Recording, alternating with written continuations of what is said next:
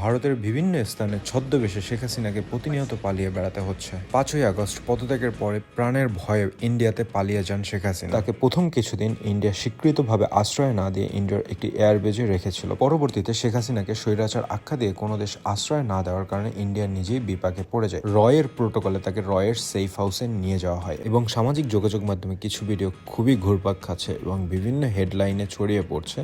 শেখ হাসিনার video India থেকে, India Sheikh হাসিনার গুপ্তাস্তা থেকে ভিডিও, এরকম ডিফারেন্ট টাইটেলে অনেক ভিডিও পাচ্ছেন। ইভেন সাইমা ওয়াজেদ জয়ের সাথেও অনেক ভিডিও আছে বা ইলিশ মাছ খাওয়ার এই যে ভিডিওগুলো, এগুলো ছড়িয়ে পড়ার কারণে মানুষের ভিতরে কৌতূহল সৃষ্টি হয় যে এগুলো আসলেই শেখ হাসিনার বর্তমান ভিডিও কিনা।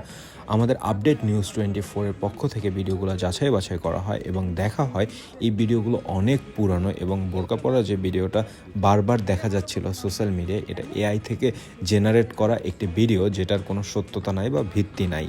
কিন্তু একটা কথা মনে রাখবেন, স্বৈরাচার পতন হয়েছে, স্বৈরাচার পালিয়ে গেছে। আর পালিয়ে যাওয়ার আগে বড় গলায় কি বলেছিল জানেন? আওয়ামী লীগ কখনো পালায় না।